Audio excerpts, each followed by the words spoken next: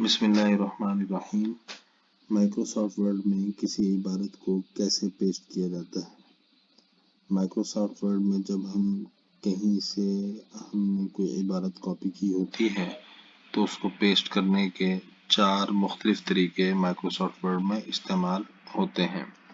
Number 1, keep source formatting. ये कहाँ आता है?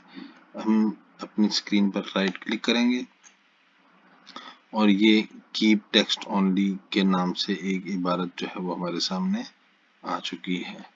इसी तरह से जब हमने गूगल से या दूसरी जगहों से मकतब शामला से या फेसबुक से या अपने व्हाट्सएप से या किसी भी ऐसी जगह से जहां से हमने टेक्स्ट उठाया है या किसी और आर्टिकल या थीसिस से उठाया, उसको हमने उसी सोर्स में जिस फॉर्मेटिंग में वहां से उठाया है उसी फॉर्मेटिंग के साथ हमने वापस लेकर आना है, यहाँ पर उसको दर्ज करना है।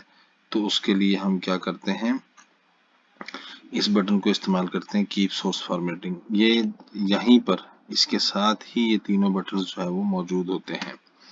दूसरा है मर्ज फॉर्मेटिंग। जो इबारत हमने कॉपी की है जैसी यहाँ दर्ज है जिसमें हम दर्ज कर रहे हैं ये फॉर्मेटिंग उस टेक्स्ट में जो हम कहीं से लेकर आ रहे हैं उसके अंदर मर्ज हो रहती है। तीसरी है पिक्चर। ये इबारत हमने कॉपी की और कॉपी करने के बाद इसको हम पेस्ट करने के लिए, मिसाल के तौर पे हमने इसको कॉपी किया और यहाँ पर अब ये सारे ऑप्शंस जो है वो मौजूद हैं। कीप टेक्स्ट ओनली करना चाहते हैं, एक नई रो बनाना चाहते हैं, या मर्ज टेबल करना चाहते हैं, या मुख्तलिफ ऑप्शन जो है वो यहाँ पर आते हैं। तो उन्हीं में से एक ऑप्शन टेक्स्ट का भी आता है। इसको हमने कॉपी किया और यहाँ पे राइट क्लिक करेंगे तो वो कह रहा है कि पिक्चर, तस्वीर बनाने के लिए हम इसको इस्तेमाल कर सकते हैं। ये मर्ज फॉर्मेटिंग मर्ज करनी है।